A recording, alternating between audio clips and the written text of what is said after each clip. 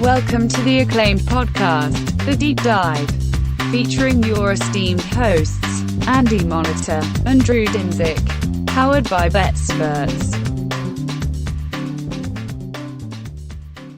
Welcome to the Deep Dive. Welcome back, Andy. You got the healthy glow of a man who's just spent a week of his life living the salt life.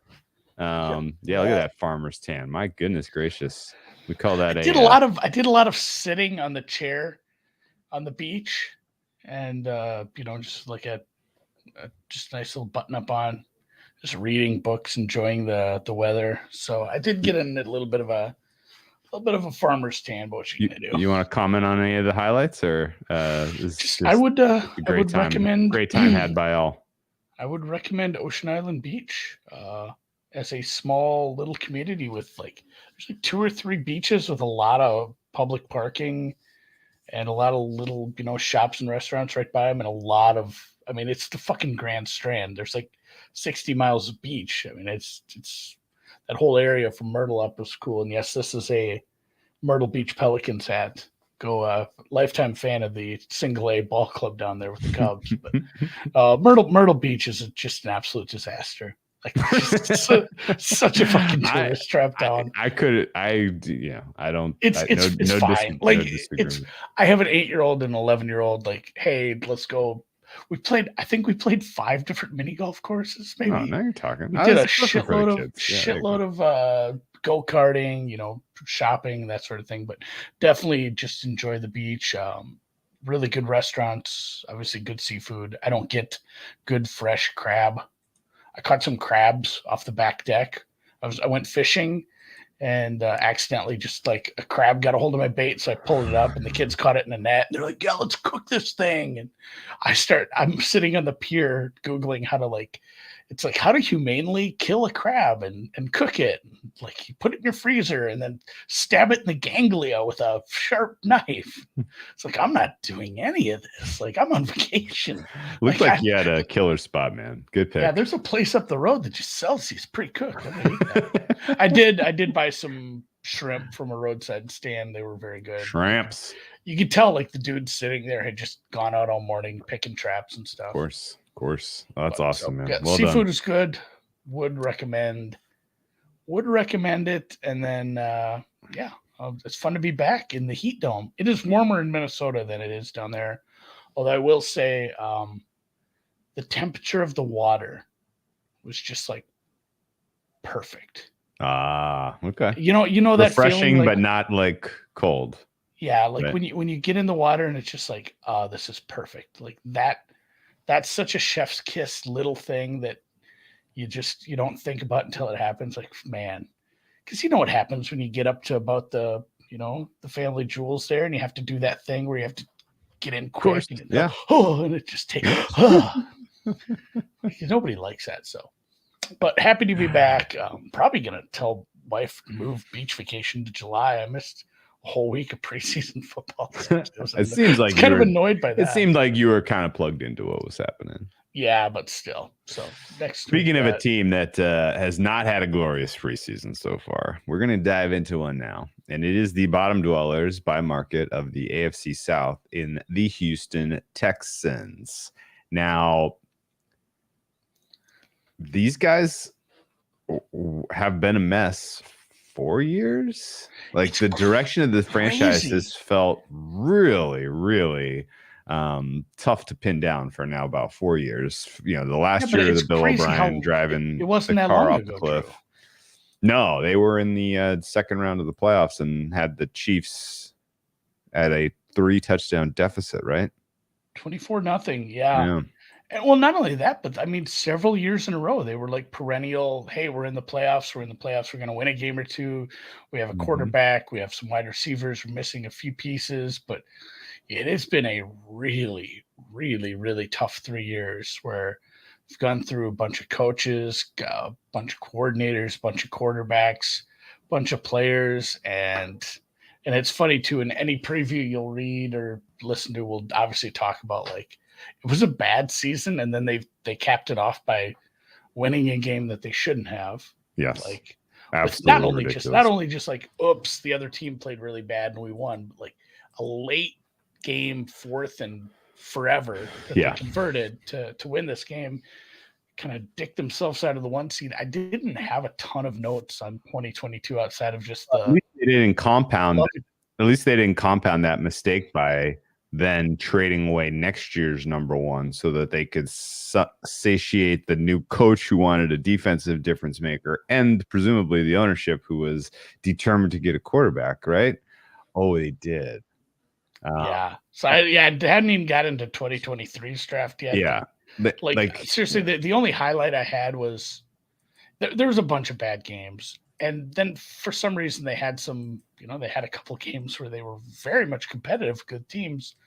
But the one game that really stuck out to me was the Deshaun Watson return game. The final score of that game, Drew, do you remember? 27-13? 27-14, very close. Okay. One offensive touchdown in that game. I'd forgotten about that one until I dug in. I'm like, oh yeah, that was the weirdest game. And then right after that, they took the Cowboys to the limit. I sound like Jackson the lady. To the limit. Took to the limit. And then they pushed Kansas City as well. And it was a very uneven year, despite how bad the record looked. Well, you know why. And you know why? It's because they didn't have an NFL caliber head coach. Like you had head coach. Basically, nobody else was going to really seriously consider Lovie Smith as like some long-term answer as head coach. I don't think they did either. This is a placeholder.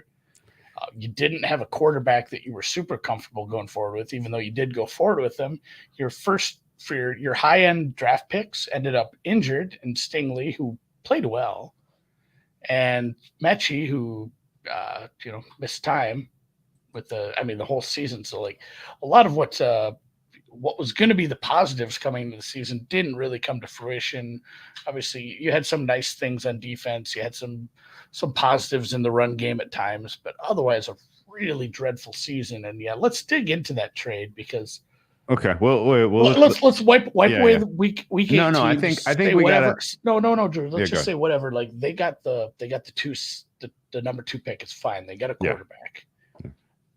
I really, it's only been since April. I feel like I've lost some of the context and the gravitas of how big that trade was, how much they gave up. Like you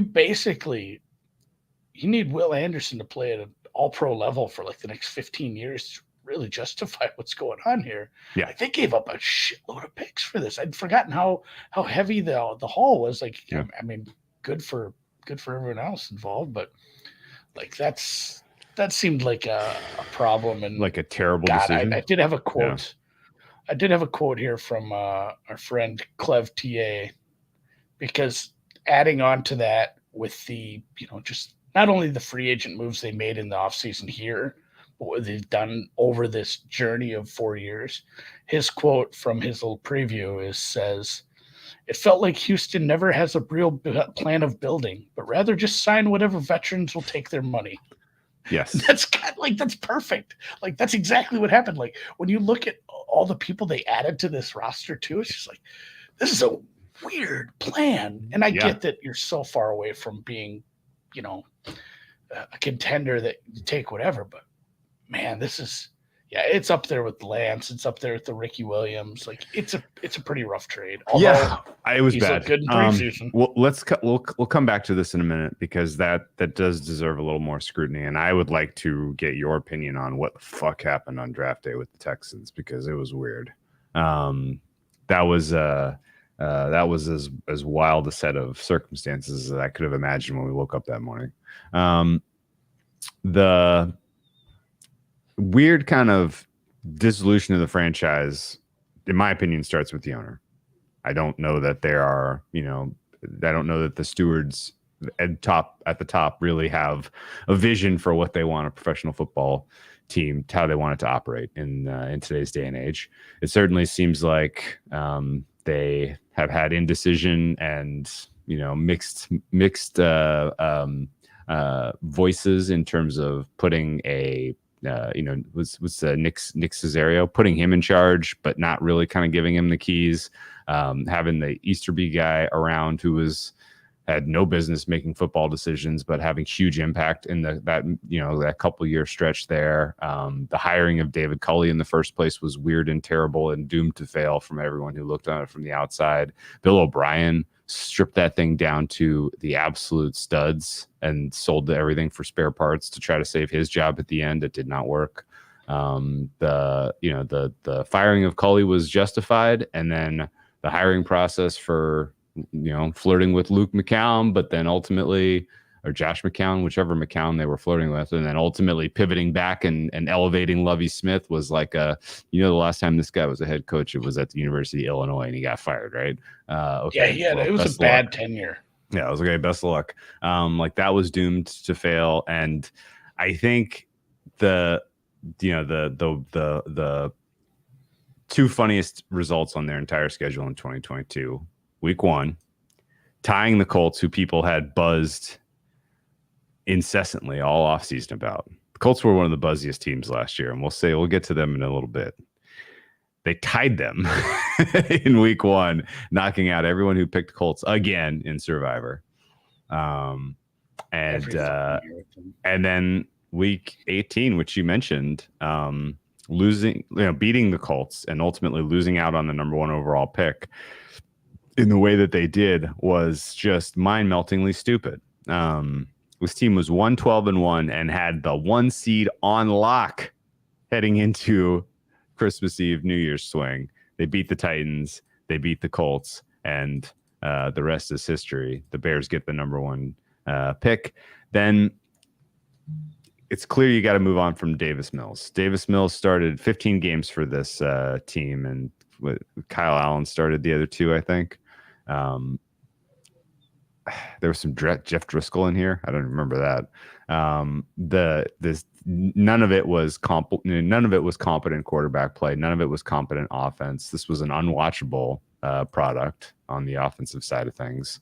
I again kind of can't believe that the plan that they put together. Didn't they bring like Pep Hamilton out of retirement to try to run an offense with Davis Mills and Brandon Cooks as his number 1 target? Like this was doomed to fail from Jump Street. But they didn't have any young talent because they had given away all their draft picks, so they were where they were. The first decision to hire DeMeco Ryans, I think we can all agree, was, at least on paper, looks to be a great call. Like, okay, you finally have made a decision that proves that you are a functional franchise. Good job. The next set of stories about having a deal in principle with the Bears to swap 1-2 and ultimately fumbling the bag to the tune of the Bears being like, we don't know if they're serious or not. Panthers, do you want this pick? And getting a better package ultimately from the Panthers to trade down to 9. That story has real legs. I think that's true. And it basically cost the Texans the guy they had already decided that they wanted in Bryce Young. And it sent their entire draft process into a tailspin because from what I can tell, they gave DeMeco Ryans some say in building the team and who he wanted to use on that pick. The ownership was not especially involved in vetting any of the players. They just came in at the last minute and said, no, you're taking a quarterback. And Caserio kind of stuck in the middle, said, okay, well, how do we actually accomplish this? Okay. Everybody that knows anyone at ESPN knows they had the, pre-draft meeting. Tennessee had an agreement in principle to trade up to the 3 pick. Their target was CJ Stroud. My guess is that at that point, McNair or his wife or whoever said, we don't care who it is. You're taking your quarterback at 2. And they decided, you know what? If we take Stroud, that takes the Titans offer off the table to trade into the 3. And then we can trade into the 3 and get DeMeco Ryans his guy too. And all it's going to cost us is our future. And everybody's happy and nobody has like an internal mutiny. And it kind of, prevents there being like a meaningful power struggle. That's my general read on what happened. Does that check out to you at all?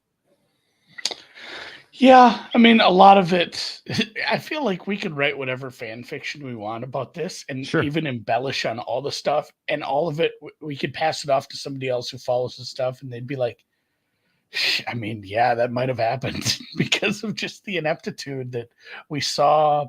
I mean, bleeding over from the old regime, which kind of sucks because I'm hopeful for this team. I'm hopeful for this, how they moved on from some of the pieces in the front office, and I don't hate the hiring. And yeah, Ryan's making. I'm 95% sure it's D'Amico. D'Amico, but now you've incepted into me, where I've got Berenstein Bear syndrome or whatever, where I can't. I'm just reading it. I'm just reading it on. I think I'm gonna go with D'Amico. Okay, D'Amico. I'll allow it. I'll allow it, but there is a little bit of uncertainty surrounding this coaching staff because there's not a ton of experience. And then you also have the rookie quarterback and a lot of kind of spare pieces thrown in here. So like my hopefulness around this team is gone as soon as it's arrived, kind of like the last few years. But yeah, they were in such a good position. It was similar to what we said. And we always harken back to like 2 years ago in the draft. There was like 2 or 3 teams that had such nice hauls. Both New York teams were great examples. Like, man, go get some players and turn your teams around. And obviously the Jets crushed that all the way up and down the board. And even the Giants with Thibodeau and the linemen and the last few years and what they've done with their coaching staff. It's like, man, you were in that same catbird seat. And I guess, yeah, you might have got your quarterback and you might have got a really high-end defensive player, but you're in the part of the rebuild where you should be like looking at next year and be like, man, look at all those high draft picks we have again. Yeah, no, you should be doing the opposite of what they're doing. You still need to be accumulating picks. The fact that you had 2 and 12 was a huge coup. You needed to do that for next year as well. Yeah, they're sitting and truthfully, like if this very inexperienced coaching staff with a rookie quarterback and all this stuff turns out poorly right off the bat, like, hey, guess what? And, right away people panned this and made all kinds of hypotheticals about this. But like, man, you might have given away a top 10. You probably gave away a top 10 pick. You might have given away a top 5, pick right off the bat. So like, I really, really hated. Yeah. Who has good chemistry with CJ Stroud, Andy? Yeah. Marvin Harrison Jr. You know who has a better chance of getting Marvin Harrison Jr. than you do next year? The Arizona Cardinals. Yeah. Because they have your pick. You're not trading into any kind of range to get Marvin Harris Jr. to pair with CJ Stroud to make that experiment work. I don't have a strong opinion on CJ Stroud one way or the other, and we'll get there, I guess. But I think the process was brutally flawed. I think they navigated in a way that kept everybody in the house from fighting with each other because presumably if Cesario did things to the beat of his own drum and didn't listen to ownership, didn't listen to the coach, he was going to be the odd man out and he knew it. So instead he, took this path. But whatever the case is, it was a pretty poor usage of allocation of resources, which is what got him here in the first place, which is why it was pretty frustrating to see it play out. And, this is kind of the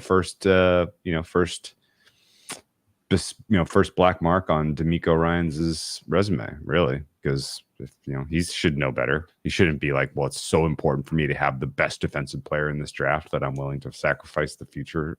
No, what? You should do better. And maybe there are some questions about the talent evaluation in the building.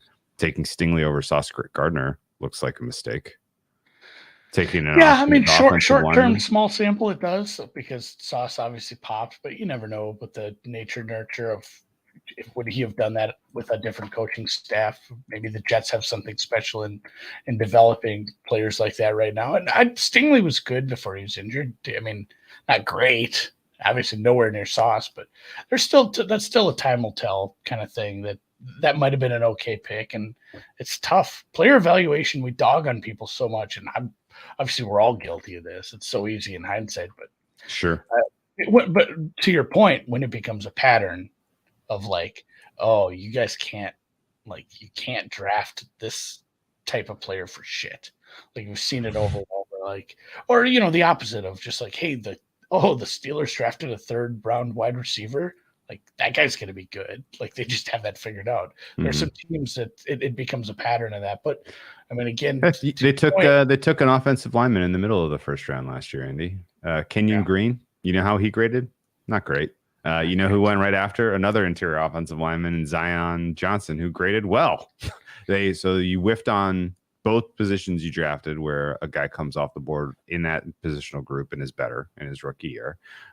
You could have addressed the quarterback position last year. You would have had first choice with either one of your picks. You could have gotten, your CB1 and your QB1 in the same draft if you won last year. Well, or just if you would have just stayed pat at 12, was it 11, 12? Where were they? Sure. Like, there was last year, 12. This year 12. 12. Yeah. This year, 12. if they'd have stayed pat at 12, I mean, if you wanted to go defensive end, if you wanted to go pass rush, you got Van Ness, you had McDonald out there. You could have traded back for probably one of those guys. You could have addressed more of the offensive line issues if you wanted to. You still had Broderick Jones out there. Your secondary needs help. Obviously, all the corners were pretty much out there. Yeah. Save Witherspoon at that point. You could have gone a lot of different directions just sitting at the 12. And again, we're looking at it with the hindsight of knowing what happened in the draft. But at that same point, like, all of those guys were not going to be gone. Like, I named two defensive linemen. I named some offensive linemen. I named some cornerbacks. Like, all of those guys were not going to be gone by 12. Yeah. You could have taken one of those guys, had next year's picks. And last year, by the way, in taking Kenyon Green, I think we know since surely that 4 of the 5 offensive linemen that went in the first round after him are better players. The only guy we don't know about is Penning, because he just hasn't played. But Zion Johnson's a better player. Tyler Smith is a much better player. Tyler Smith might be a life. It might be a 10-year bookend for the Cowboys. Linderbaum looks like a better player to me. Colts Strange is a better player, but albeit injured. So there were 4 offensive linemen who were better than the guy you took last year at 15. So there's a talent evaluation issue there, surely, on top of a process issue with trading up to the 3rd pick this year, and that's going to ultimately hold this team back from ever really contending. Now, congratulations. You now have a coach and a quarterback and a couple true pro players on your roster now. So you've put yourself in contention for purgatory in a year or two. So good job there. I just don't know how this thing pivots to the degree that they are realistically contending in a super, super, super tough AFC for any time in the foreseeable future. And, I mean, at least you're in the AFC South, I guess. Maybe. Yeah, there's your silver lining is that, plus the multitude of unknowns, because unknowns can be positive. Yeah, we don't. I phrase it as inexperience at coach, but a lot of times, maybe your talent evaluation lies in finding a good coach. Hasn't been the case for the last years, but a little bit of different regime. And, we've seen good things come from the Shanahan tree, even on the defensive side coming out of here. So, and that's where I do wonder about some of this, how you have McVay or Shanny, and you don't have a true OC. Like, hey, here's a guy who's the OC, but you know who the OC is. This is how it works. I call plays. I'm the head coach. I wonder what the dynamic will be.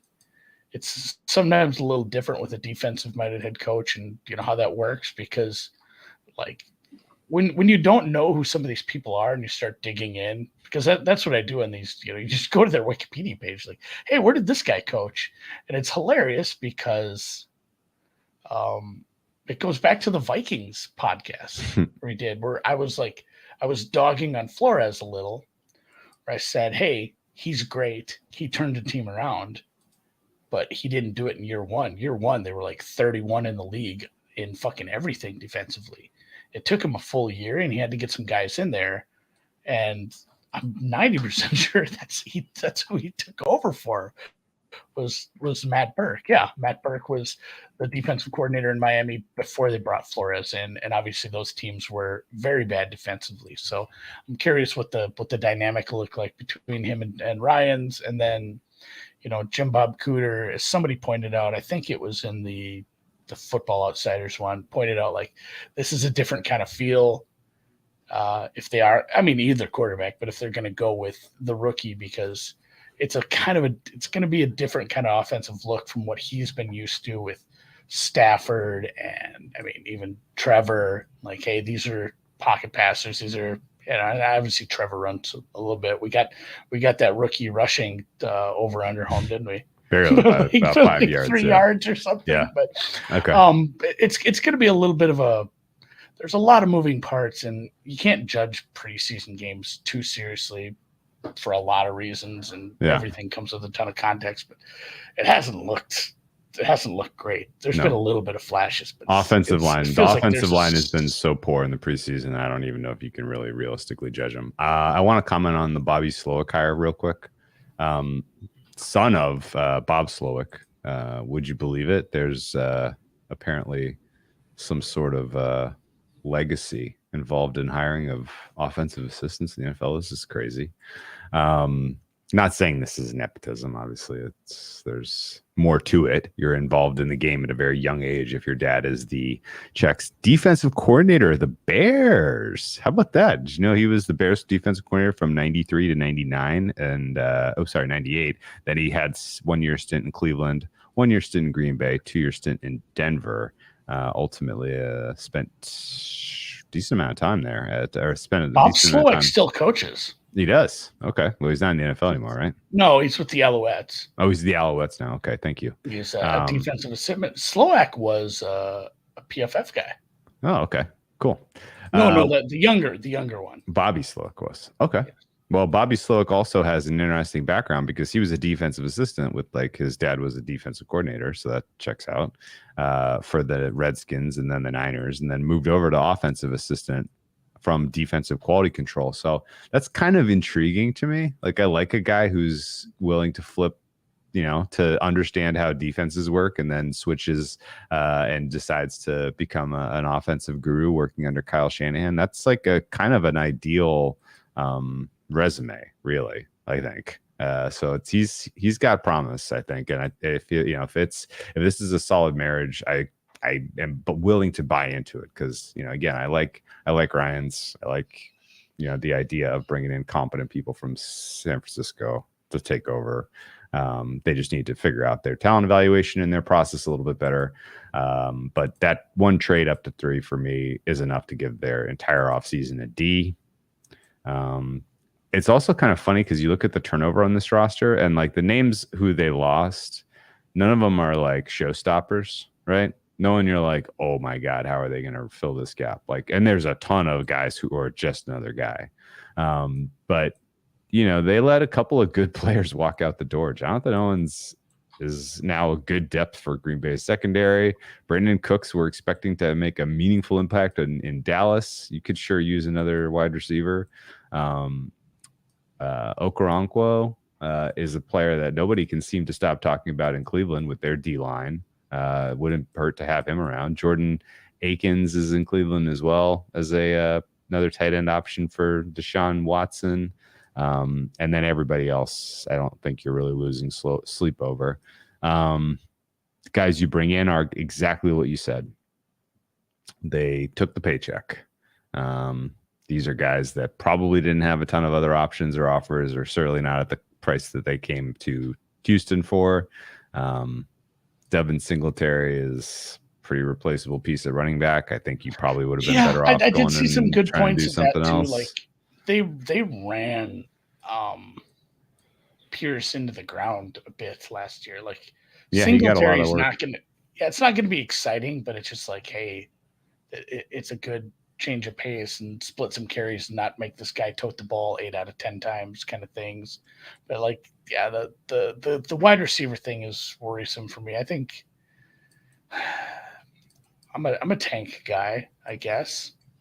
But there's, still, it's preseason. There's a lot to be seen yet against, starting defenses.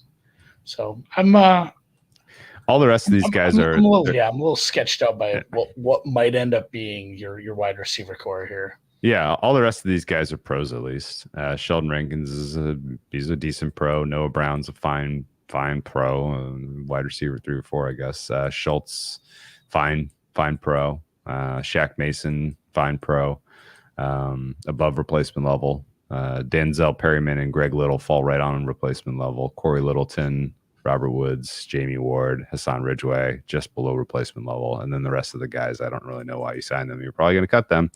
And the draft, you at least had some draft capital. I just don't agree with the way you deployed it. Overall, this roster is enough to be, 4 or 5 point favorites over last year's Texans on a neutral? 3? They're definitely better than last year's Texans. This is a positive delta with who you've added and presumably developing some of the young pieces. But it's still bottom 5 in the league. I grade this roster starters 30th overall, reserves 3rd overall. So you actually have like a bunch of pros who are sitting on the bench, which I think is maybe the one thing to keep them open mind on with the Texans as the season goes on.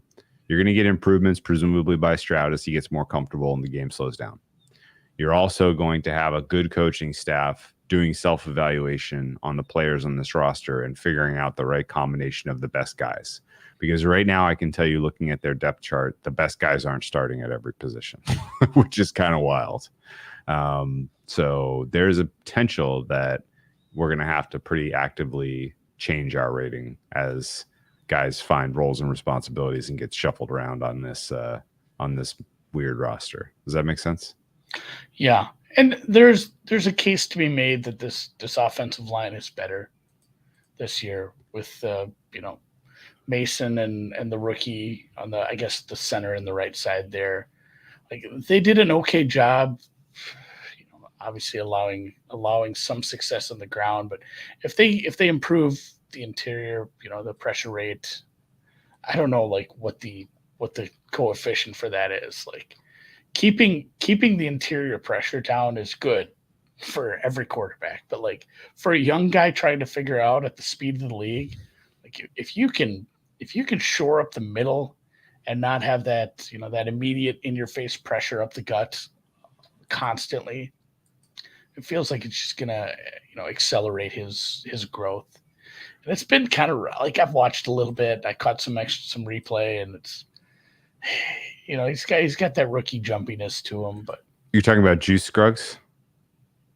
No, the quarterback, Stroud. Oh, Stroud. Okay, because they got a rookie center too, and that guy doesn't look ready to play.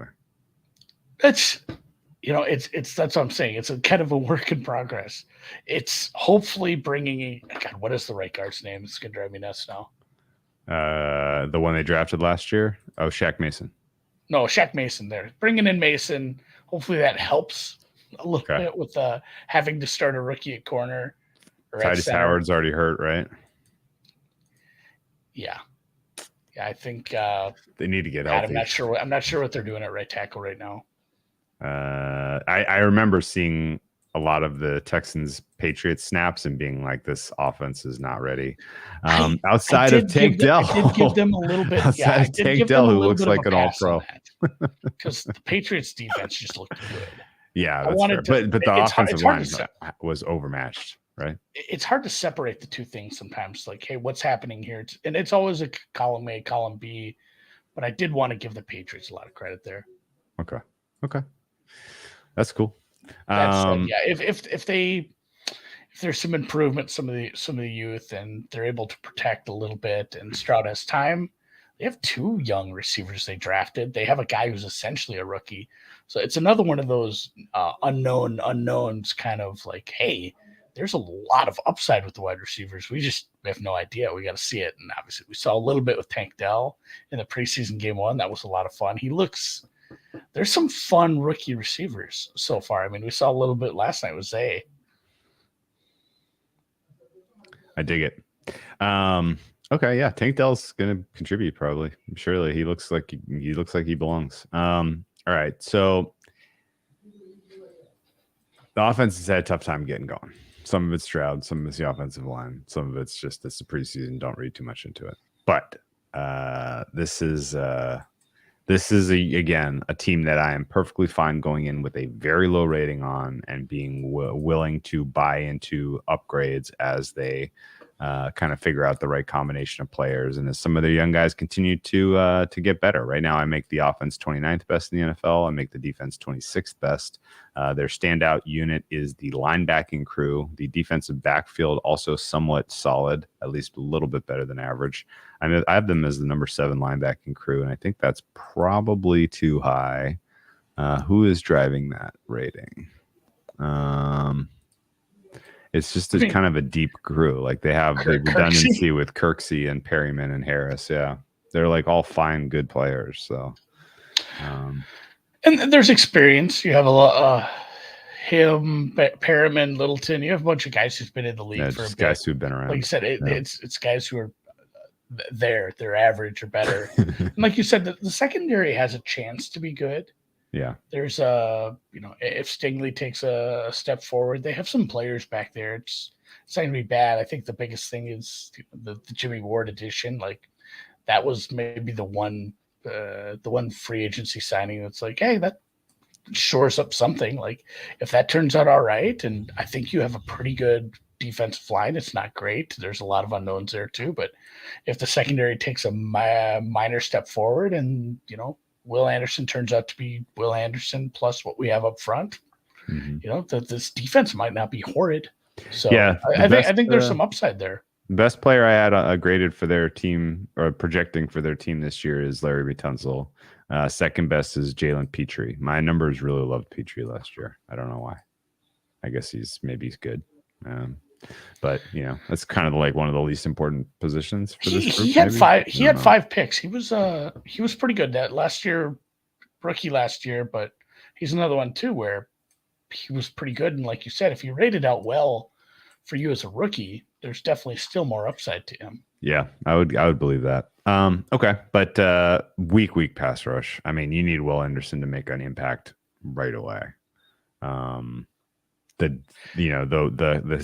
The hallmark of the San Francisco 49ers D-line is being able to rotate fresh bodies in and getting contributions from lots of different places in lots of unique ways, and they don't have the bodies for that. If we're dipping into the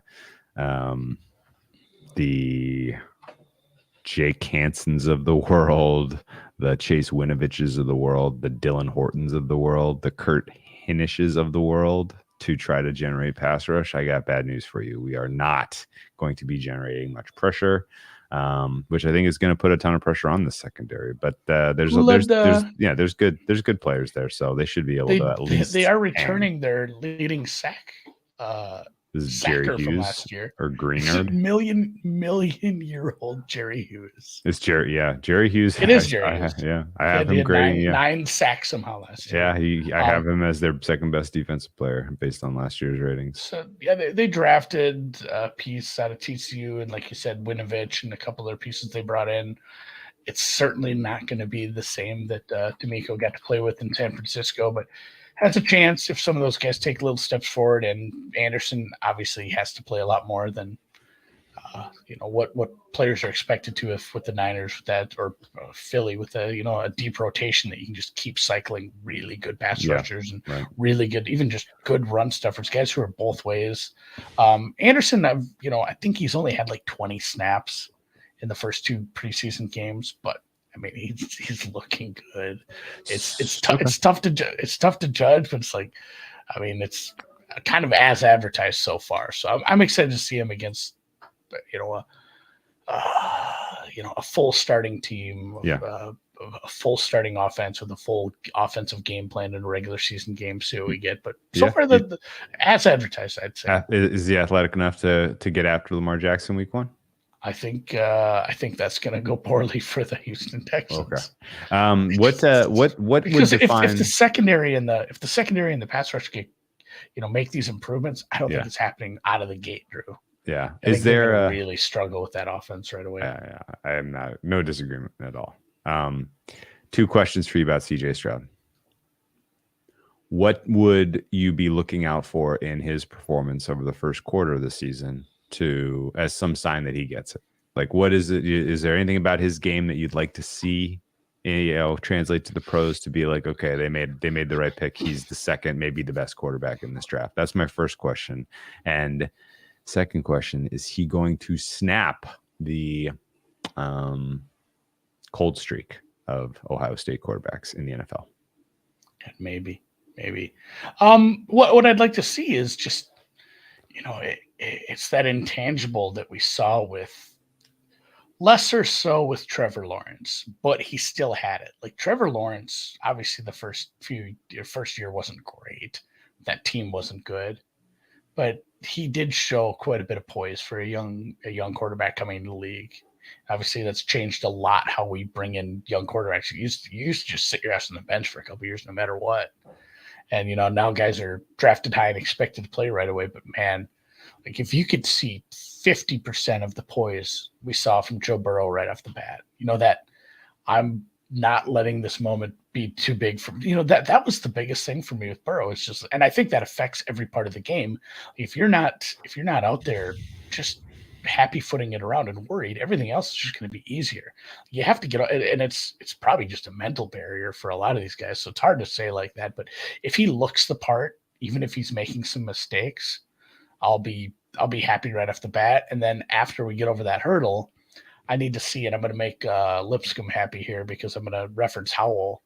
We need to see some of the stuff we saw from Howell last night, where that's not things we saw from, because Howell is essentially kind of, it's not like he had a full season, it's he had a little bit. We're still digging into what we're going to see. Taking as many snaps as as Jordan Love, right? Yeah, but we did get to see him a little. And if you compare what you put on tape last year to what we saw last night, it's like, hey, that guy made some good reads. That guy made a few good passes. Obviously, still a little sketchy in the face of heavy pressure. Who isn't? But like, if you see that, hey, there is a definite step forward in his progressions, how he's reading defenses, the decision making. And like, that's what you're looking for mid-season, because that's just not going to come week one for maybe anybody outside of goddamn Joe Burrow. Fucking just right off the bat, it's like, man, this guy just gets it. Okay, I don't really have a rubric for. Sam says Howell's going to suck. I don't know that the Commanders have a great season.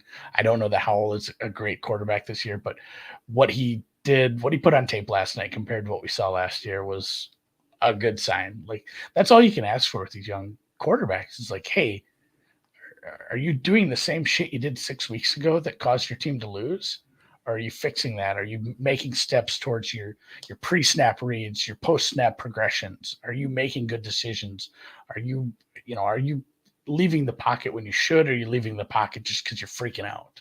Okay. Do you look the part? So, and he has all these young receivers. There's seems like unlimited untapped upside that we might not know about between was it Hutchinson and Mechie as well. Okay, so young, unproven skill position players that can grow with your quarterback. I like that. If the offensive line has cohesion, everybody stays healthy, they'll probably be good for balance of the season, and then that should give CJ Stroud the runway he needs to at least prove that he's the guy this year. I would expect him to be perfectly available and play, start 17 games. So we're going to get a good sample on him this year. And I think realistically, there's enough questions about other quarterbacks and offensive systems across the league that if your defense does come together under D'Amico Ryans, then you might be flirting with 500 this year. 7-10 is probably a realistic kind of ceiling for these guys. Let's look at their schedule. Yeah, look at see if that jives with who they play. So there are some very tough spots here. Some big numbers. You can see these. There's 4 over a touchdown right at the bat, but there's winnable games, and like you alluded to earlier, they're in the AFC South. There's winnable games. There's a bunch of uncertainty around basically all the quarterbacks except one. You have very winnable divisional games, at least 4 of them. You have games against Arizona. You have games against Baker Mayfield and Tampa. You have games against, whatever we're going to see from Pittsburgh, Atlanta, New Orleans. Those are teams that all could be good, but still have to see it. You have, like you said, you have the Indy game. And I mean, 7's tough to me to get to. Like, I think this win total's set about where it should be. Okay. I'd have a hard time. I guess I'd have to see where the juice is on the under. If it was a plus number on the under, I'd maybe think about it. But it's hard for them to see them getting wins like at Jacksonville, at Baltimore, at Cincy. Those are just massive asks. That's okay. Those. I don't. You want to put those? Yeah, you want to put the scheduled L's there? That's fine. But this is not an intimidating schedule from the perspective of opposing quarterbacks. I count 10 offenses that are not going to run away from you on this schedule. So there are 10 games where if you can put together a clean offensive performance, if your pieces develop, you're going to have a chance. You're going to be in those games. I count 7 here where it's realistic you're going to get boat raced. The fact that you get to play some other young quarterbacks is very positive for you as a team. Only one game that's not at 1 p.m. on Sunday. How about that? They got a 4 p.m.er hosting Russ Wilson and company on December 3rd. Lack of primetime games. They gave the state of Texas like 8 primetime games. Yeah, if you want to see CJ Stroud, you're gonna have to tune into what's the last hour of the red zone? What's the witching hour? Witching hour. You want to see CJ Stroud? You're gonna catch him on the witching hour every Sunday at 1 p.m. Pacific, 4 p.m. Eastern. As he's I think they'll be in a lot of these games. Like I think they will too. There's upside. There's upside with his defense. There's a chip chair and a chance that we have a decent receiving core. Like you said, some injuries, some unknowns on the offensive line. You have a very strong left tackle at least, but the kind of the depth is lacking. Like if none of these young receivers work out, it could go kind of pear-shaped in a hurry because. I mean, you have Dalton Schultz. That's great. But, their backup tight end, like your depth at tight end is, and the only reason we know this guy's name is because of the Quentin Tarantino jokes when he was the first touchdown scorer in one of those games last year. It's what Tegan Quintariano. Yeah, that was the joke tweets. Is like when you ask your mom who directed Reservoir Dogs. Tegan Quintariano. That's good. Obviously, it's a rebuilding team. There's not a lot of depth. I dig that. Okay. No rest to speak of either way of note. Not a lot of travel. Not a lot of crazy situations. Yeah, you're at a travel advantage more than you're at a different disadvantage. A couple of cold weather games, but big deal. CJ Stroud is used to playing in the cold in December, so that's fine. Okay. This is nothing to really write home. Wait. Let me ask you. Bellwether game for this Texans offense is where? Oh, I mean, it's probably right away week 2. You want to see them? Throw on Indy? Yeah, how do they say a home game versus kind of another team that's somehow doing a rebuild at this point in their life cycle. I want to see how they do against that secondary. Yeah, that's bad versus bad, really young in their careers though. So I think that one's going to be tough to really take a conclusion away from. I'm going to put the Bellwether week 6. I want to see how you play at home against the Saints defense that I think is on the decline. And you're going to need to score to keep up with the Saints offense, I think. Right? So you have a home game where if your offense comes and shows up, you are surprisingly frisky. I think that week 6 one's going to tell us a lot. And you're heading into your bye after that. So whatever you put on tape that's good, you can build on during that time. So that's going to kind of, that's going to be a pretty consequential watch to determine what you want to do coming out of the bye, because you have those 2 games, Carolina, Tampa, where if Houston shows you something week 6 offensively, I might be stumping the table bet Houston week 8, week 9. Could be interesting because those are better defenses. Yeah. All right. Take a look at these betting odds. I think we might get a big number here. Oh, 180. Boy, out of 0. They're in the AFC South, but the first part of that is still the AFC 85-1 to win the AFC, 10-1 to win the division, make the playoffs at 5-1, and the win total is juiced to the under 6.5, -142, +116 on the comeback the other way. I don't know. Like, again, if I'm not so sure there's a lot of preseason bets I'd be looking at on this team. You know, if you really are bullish on one of the wide receivers to pop off, that's a hard ask too, because, you know, I guess I'm going to contradict myself because it does seem tough for a wide receiver to win Rookie of the Year with an unheralded quarterback.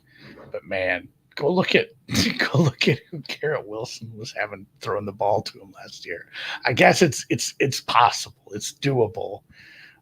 There was a little more trust in that offense than the other parts of that offense, and I'm giving this team right now. Didn't Garrett Wilson eat on Flacco days? He was good throughout the season, but yeah, Flacco definitely had some. Flacco had like 2 pretty good stat lines when he played, I feel like, and even ZW, who I guess we're all coming around on it. These fucking TV shows just screw with everyone's head. Like, everyone's in love with Kirk Cousins now, and now after a couple of Hard Knocks, it's like, oh shucks, Aaron Rodgers is making. I haven't watched any of this shit. I've only watched the first episode of Hard Knocks, but I keep up on the news, and it's making Zach Wilson likable, which makes me not want to watch it. Oh, it's so spinny. Range of outcomes to me is pretty narrow band. Less than 4 wins would shock me. More than 7 would shock me. So we're talking about a pretty like tight 5 and 6 a lot. 5 and 6 a lot. Yeah. Let me look at my. I finished all my actual projections with kind of guessing at what the final rosters are going to be. My mean wins for Houston 5.5. So okay, I guess we're on the same page then. Yeah. 5 and 6 hits a lot, actually. 5 and 6 make up a little over 35% of my distribution. That's big. That's a big chunk. I would like to see week 6. That's all I really care about. I would like to see week 6 a live, frisky offense against a Saints defense that I think is havable. And if we see that, then I think there's going to be a case to back these guys in situational spots down the stretch. Otherwise, pack it up and we'll revisit you next year without Marvin Harrison Jr. Yeah. Charles Saul in the chat and Sam apparently co-signs. Mechie does seem like one of the few people that can make a case for comeback player of the year. If Damar Hamlin is not starting, if he's playing 10 snaps a game, if he's injured again, if he doesn't play much this season, then that narrative fades. Mechie had cancer, guys. Like, that's. I mean, we've given someone, and granted, Barry played very well that year, but I mean, that's a boost for sure. Having an illness is like definitely a narrative that the media could get around if he comes and plays well. And he was. I had a Rookie of the Year ticket on him last year. I liked how he was. I liked how he looked in school. I thought maybe we'd get something out of him in that offense. Obviously, he had a couple of injuries, or he had an injury as well. But Mechie, depends on the number, obviously, and it depends on Hamlin, because there's if Hamlin's just a starter, it's just kind of a default. You've won. You've already won, buddy. And congrats on getting. It's the Alex Smith one at that point. Like, hey, the guy came back and actually played an NFL game. Do you remember when he played that first time? Like, I swear to God, I'll never forget where I was when I saw that photograph of him on the biking recently. Oh fucking shit! I'm probably misremembering this and overstating it, but it felt like it was like the second or third play that he was under center, Aaron Donald like jumped on his back. And it was somewhere early in the game, and I'm like, oh no, I'm just gonna watch this leg shatter on live TV. That's not good. I don't want to see this. Like, toughed it out. Good for him. Okay. Well, I wish you hadn't squandered your future Texans because I would like the AFC South to be interesting sooner rather than later, but I don't think. Yeah, maybe betting plan for this team is take them as a home dog, take them in some of these spots against. If you're seeing some things you like out of this younger secondary, if you're seeing Will Anderson really making a difference, yeah, and that defense is going to keep him in games against some of these, middling teams, definitely a team I could get behind as a dog. Yeah. I don't have a strong season-long betting plan for them, but it's more of what I'd love against the Jags, actually. The Jags don't really have a pass rush. You're going to give Stroud a lot of time. Yeah, teams that can't exploit, some of the uncertainty up front. Yeah, Stingley and Petrie and that secondary if they can cover, and Ward, Ridley and Kirk, keep them in that game. That'll be an interesting handicap. What's your grading on Steven Nelson? Who does he play for? He's a starting corner. Capital Steven Nelson. I have him a C hair better than replacement level. Okay. Yeah. That's true. Yeah. Could be an okay secondary. So yeah. Not a lot. Yeah, we're just hoping the new regime, and this is one of these teams. I had it written down here which teams did this because there was only a few, but the Broncos, the Panthers, the Cardinals, and Houston are the four teams that fired all three coaches, both coordinators and the head coach. Last thought on these guys. Last thought on these guys. Two completely independent sources told us that the scouts and folks in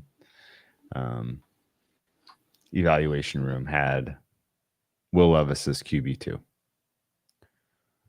And if they had just taken him 2, and then the Titans trade up and take Stroud 3, and then the Colts take Richardson 4, I think the NFL draft is a lot happier day for me.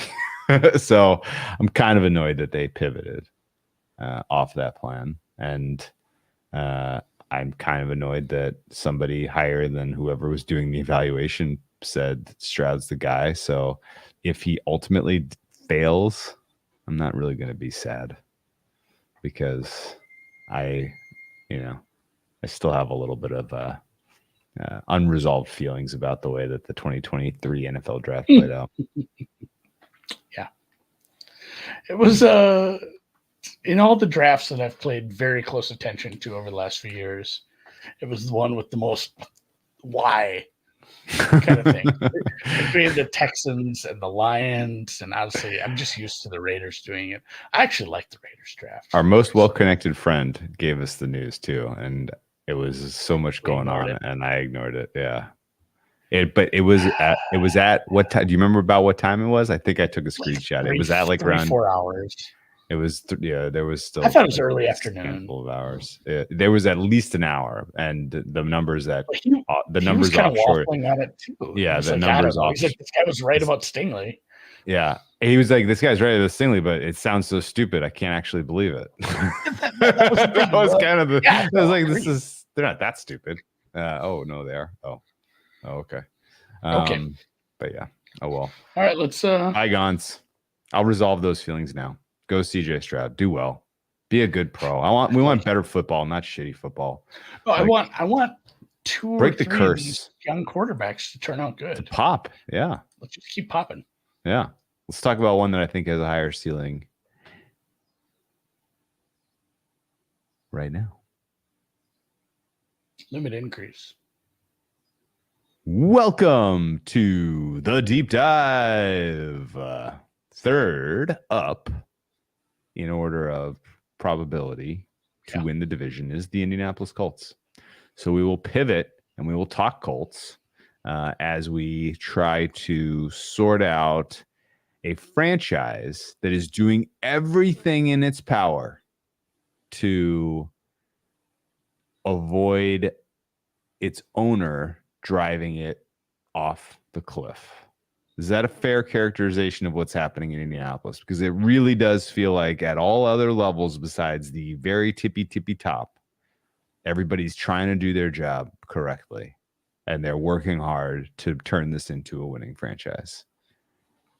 But Irsay just can't get out of his own way for whatever reason, and is saying and doing some things that are really, really tough to give me one example of a head coach they pulled out of studio midseason last year. Yeah, the Jeff Saturday saga. Oh my God. That was another one where it's just like, this isn't real, is it? Like, this is truly fever dream. Yeah. Real fever dream shit. Yeah. Yep.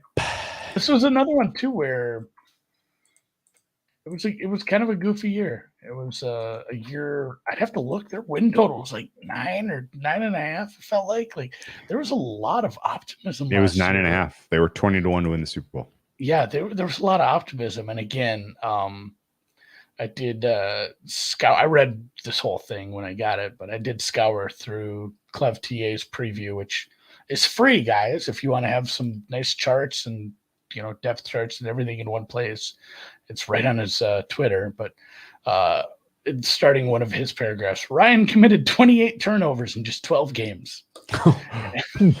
That's just like, oh yeah, like I that's one of those where it's like, oh yeah, like, ugh, that's a lot. That's like, it just talk about an experiment not going right. It was just never the right fit. It was never the right offense.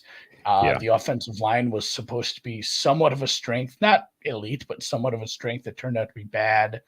You combine that with a quarterback who was, obviously lost any mobility he had earlier in his career and basically a statue. So you had a really bad combination for pressure, sacks, turnovers, bad quick decisions, and kind of a bad offense.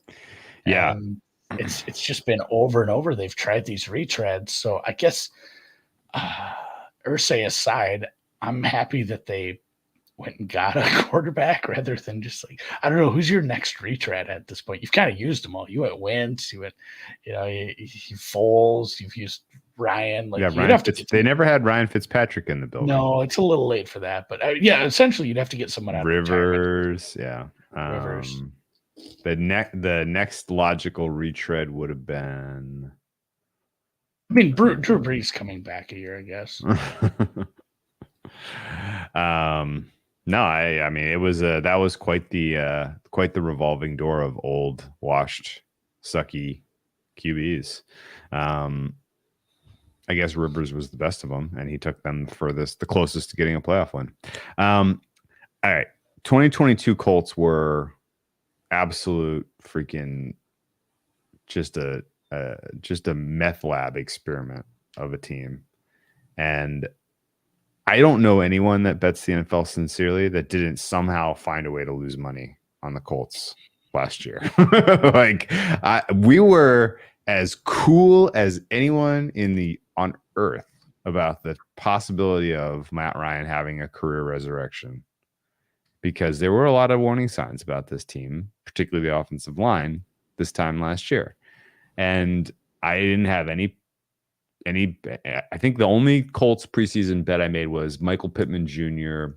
most receiving yards, because I was like, well, if something clicks, Ryan could lock on. He's like the guy. He's like the only guy that really could be the difference maker there. Maybe he does the old Calvin Ridley, Julio Jones, I'm going to target you 200 times kind of thing.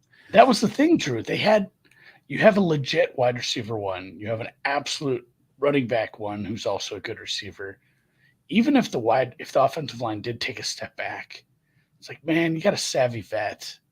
Like, how bad could this possibly go? And I guess we got our answer, because it could have gone worse. You could have given him $200 million, and then he did that.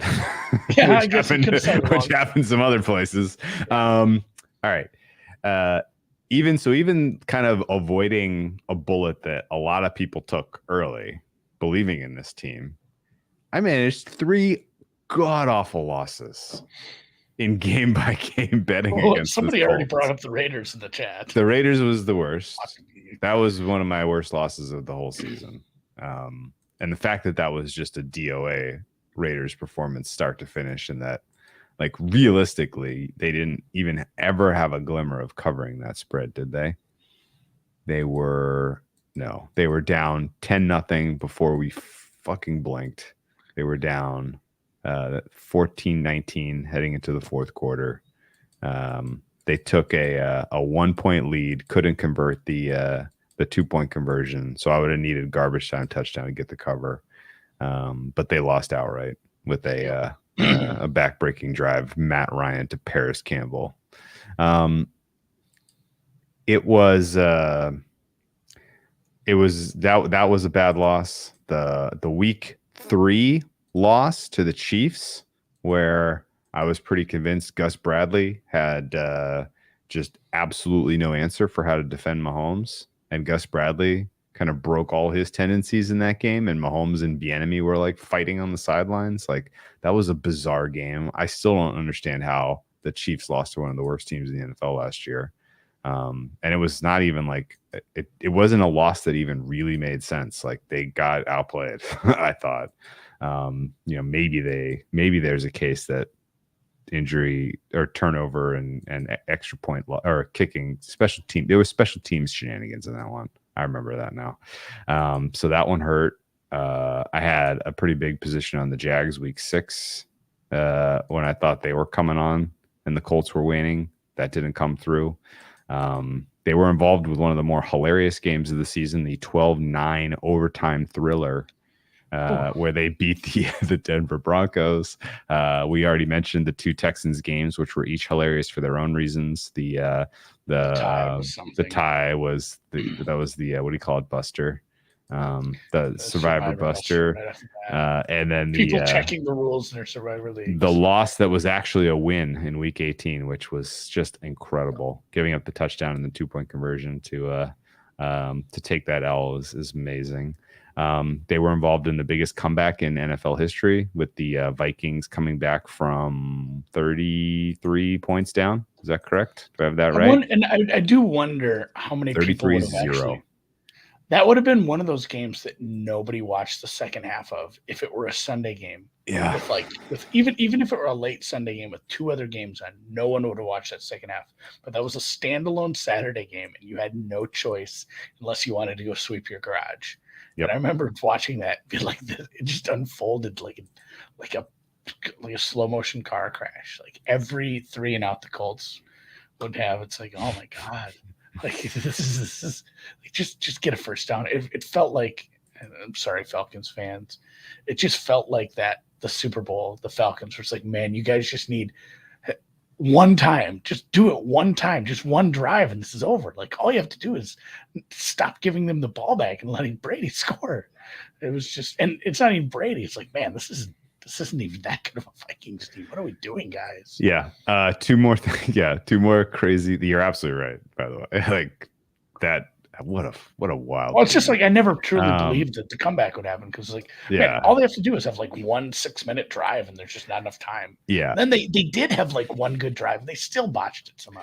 Yeah. 3-5-1 with a 3-point output at New England was enough to cost Frank Reich his job week 9.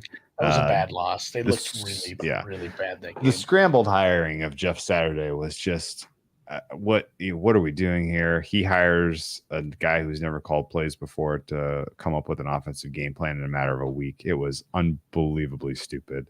They came out the next week after having beaten the Chiefs early in the season. They almost beat the Eagles, Andy. It was a very, very close win for the Eagles. I think they scored a touchdown in the final 2 minutes there. Jalen Hurts had a horrible game against a very bad defense that day. I remember the Dallas Cowboys game fondly because they hung a second half line that was like Colts pick 'em, and the Cowboys won the fourth quarter 33-0 or something. Yeah, you remember what that final was? It was that it was fourth quarter was 33-0. 3-0 in the fourth quarter. That was a primetime game. That was a very, very fun Sunday night football deep dive halftime winner. Maybe my favorite of the whole season. They also cost me some coin in the Coach of the Year market because the New York Giants were a sinking ship of a Coach of the Year candidacy for Dable. He was going to back into the playoffs with a just horrific win-loss record. They were going downhill. But Brian Dable came out and smacked the ever-living shit out of Sam Erlinger, who came in relief of Nick Foles, who got hurt in the first half, and they beat them 38-10. And for some weird, stupid reason, everybody could not help but write a column about what a saint Brian Dable was on that Monday morning. And it was like, he just beat a goddamn high school team.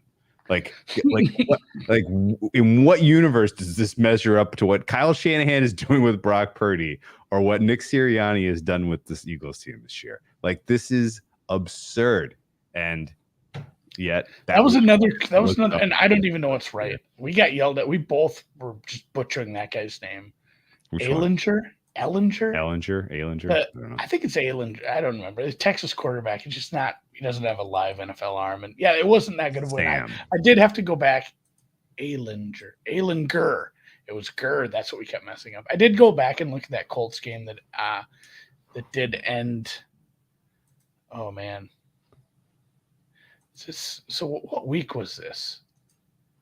Is this week 3, the Colts Patriots game? Oh, that was the one that got Reich fired. That was week 9, 26-3 Patriots. Yeah. So the Colts' first 6 drives netted them 20 yards. 5 punts. They had 43 yards passing, Andy. That's 6 punts. One of them was blocked, and then their 7th drive of they finally broke loose. 10-play, 44-yard missed field goal drive. That's when the offense really opened up. And the second half went punt 1 yard, field goal 18 yards, which was off the back of a fumble recovery. Punt 7 yards, turnover on down 9 yards, punt -5 yards, turnover on downs 27 yards, no big deal, and then ended the fourth quarter with just a 1 play 5 yards. Like, it was one of those where it's like, man, that might have been a worse game than the Broncos game. Yeah, no, that was. I'm just saying the worst game of the season. That offensive output was rough, and again, there was some Ellinger. Mm-hmm. Ellinger was, I think he just started. He wasn't the whole. Yeah, that was an Ellinger game. He was in for the whole game. That was never the answer. The Colts, the standout statistic for the Colts in that one: 0-14 on third down. That's good. They were 0-2 on fourth down, so they had 16 swings and misses. This is getting a new set of chance. This was after, and this was a game, the Patriots Bears game, that a lot of people lost money off of. But then everybody bet the Colts because it's like, they can't stop a mobile quarterback. Like, Fields is better at running. Yeah, that's so. Like, if there is someone in the betting community who won money betting the Colts on or against last year, congratulations, you're the only one. Like, this crew was just a absolute money suck, just unpredictable mess of a team, and I guess we move into the offseason where they didn't retain Jeff Saturday, so. Buoy to you guys. I mean, what in the world do you even say about the process they went through, where it was reported by lots of very credible people that, like, Irsay was like on the phone, like, Jeff, you're hired, and they're like, Ballard's like ripping the phone out of his hand, like, no, we're not done with the process yet. We're waiting for an interview with Steichen. Don't make that call. Like, it was a weird preventing disaster. Getting a guy that I'm really excited to see take over as a head coach. It's seriously like, it's arrested development. It's just like, which one is Michael trying to stop everyone else from playing? And Irsay is just everybody else in the Bluth family, just constantly causing mishaps. And the Steichen thing, like an idiot do a chicken dance. Yeah. Nobody can make the chicken sound. God, that's my favorite bit. Digress. The Steichen hire from 10,000 feet looks like a win. You take an offensive coordinator from a team that just really took a step forward. You give him a quarterback of the same ilk, who's even bigger. Like, that's been brought up multiple times. Like, you want to see the tush push work, do it with a guy who's like 4 inches taller and heavier. Like that, he's gonna do that. He'll get 6 yards of carry just going up the guard gap. Let's really turn this into rugby. I fucking love it. Let's go. But your opinion on the Steichen hire? Obviously, I don't think there was somebody you could hire that. I mean, if the person was a coordinator or better in the football league, any of them, USFL, any of them, I think it would have been like, hey, this is an upgrade from Saturday. So home run hired by just relative. But, in the framework of opportunity cost, this was massive because you didn't get Saturday and you did get Steichen. Huge. And I mean, Steichen might not work out. It might all be, something about the way the Eagles are constructed as the model smoothly oiled machine that the Eagles are could be, enough to carry them regardless. And Steichen might dry on the vine in Indy. That's entirely possible. But I've loved everything you said. I've loved their overall approach. He's handling the situation with Jonathan Taylor right now like better than I could have imagined any first-year coach would. I think that ultimately, his input to the Ballard and the evaluation process of the quarterback and landing on Anthony Richardson, well done. He is clearly the highest upside of these guys, in my opinion. And I'm very, very excited to see how they develop him. I think the idea that you got a guy who has a track record of success of developing Jalen Hurts as a second-round pick into what is a true blue starter for years to come, like, that's the fucking secret sauce, man. Getting somebody who knows how to talk to a quarterback and develop them into a pro, like that is exactly who you want to hire when you're in the Colts in this situation and you draft a guy like that. The reports of, what Richardson has brought to the table in terms of his level of effort to be ready and not just accept that now he's the guy and, it's all going to work out and I can use my athleticism. No, it sounds like he is very dedicated to becoming, the master of his craft, which is quite fucking cool. And everything about like the way it all transpired after diverting from near disaster into hiring Saturday has at least, it's passed the smell test, except for two things.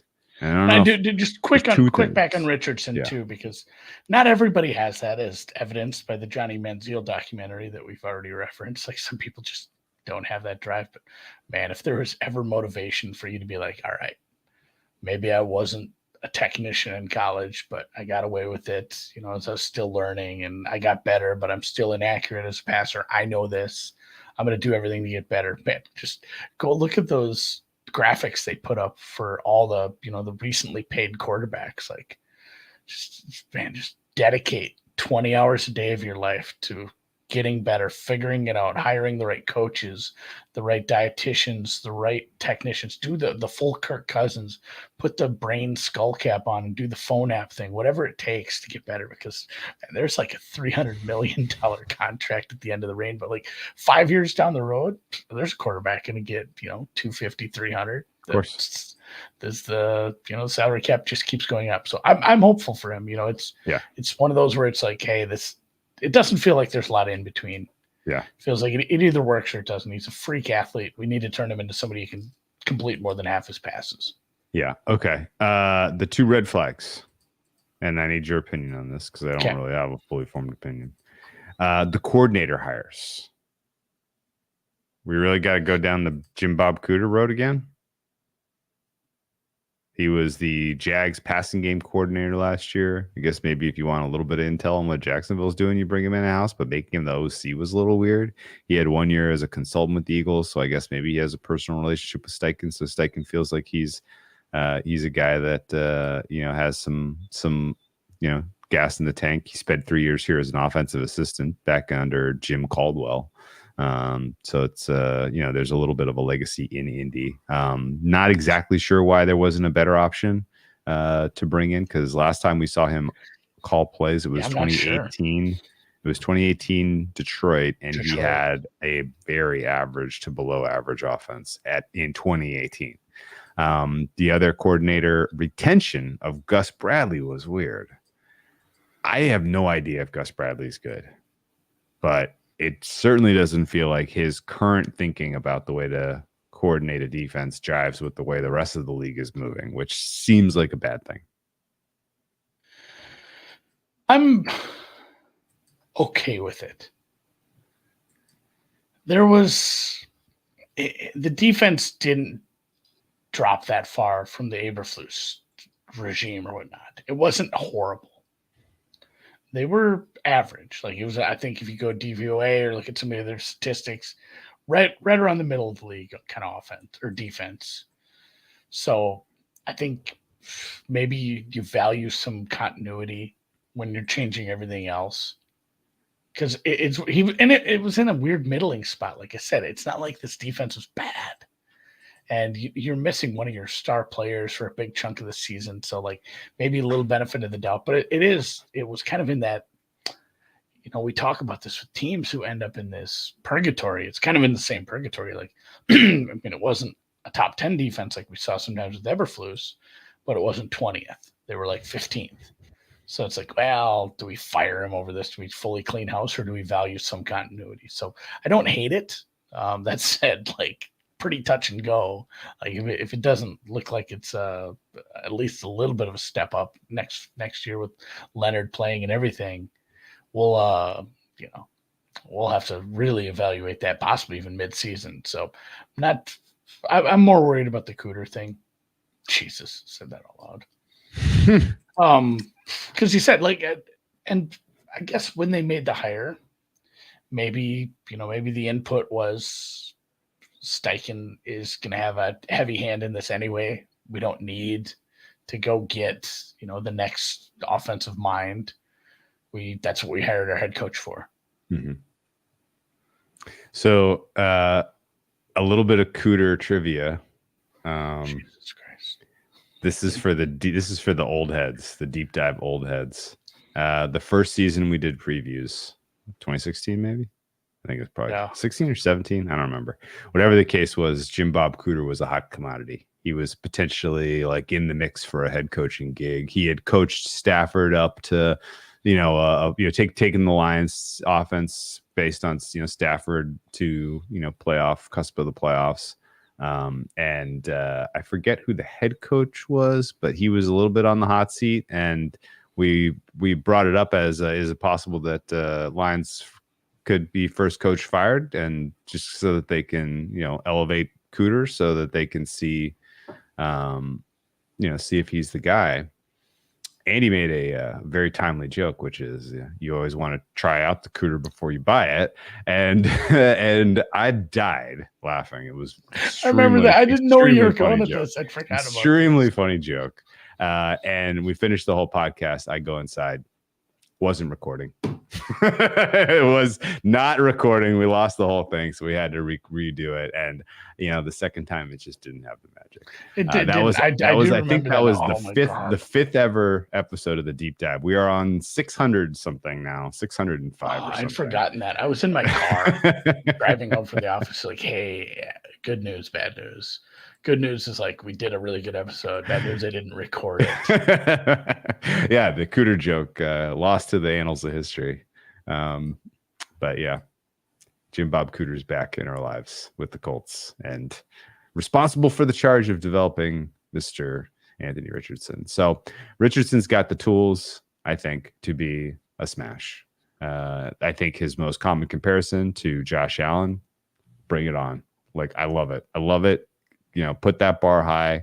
Let's see him get there. And I think with Steichen in the mix, it has the potential to do so. They need to get some more weapons. They need to fortify this offensive line. But he's a big enough, strong enough guy that if the offensive line sucks this year, not really that worried. He played on an absolutely miserable offense last year in Florida. So this is like a whole new world working with this level of talented people. I think if you said you could only have one bet for offensive rookie of the year among the quarterbacks, Richardson would be the guy I would take. And it's just because of the potential that he is just so, such a freak athletically that he puts up numbers that, people can't realistically conceive of until they see it. So yeah, I mean, the path is the Justin Fields path, except, I mean, who was the Bears' number one before they started trading for wide receivers? It certainly wasn't a Michael Darnell Pittman. Mooney. Yeah, so like it's a better offensive line than the Bears had. It's more athleticism even than Justin Fields, and he has a true wide receiver one. He has a very unhappy running back. We'll get into that a little bit. I don't want to touch too much on that because I think it's dumb, but it is dumb. I didn't love, and getting back to Gus Bradley, and maybe I will talk myself. I wish there was a first defensive coordinator fired, Market, because Jesus, like he did lose some pieces too. Like I think most of the important pieces you lost were on defense, like Karake, okay, Gilmore, Yannick Ngakoue. He just plays for like 3 different teams every year at this point. His career somehow, but yeah, the defense did lose some pieces. So maybe if I'm hopeful for this team, if I'm banking on this to doing something. Obviously they were ranked near the bottom of fucking everything for offense last year, so it can only go uphill. But like they have to get this offense figured out to make something happen, because the odds of Gus Bradley taking a defense that lost some decent players and just getting it to a top 8 kind of spot doesn't seem super likely. So the benefit is we'll get into the schedule. I think obviously this is the hottest part about if you like this team, if you want to make any positive bets on this team outside of just Richardson to play well. It's like he does have a kind of a nice landing spot in a lot of chunks of the schedule. Yeah, he does. Offseason. So I mean the offseason grade, I just solid B+ because I'm not so sure about the coordinators, but you did a really I'm willing to go. I'm willing to go A, and it's so much.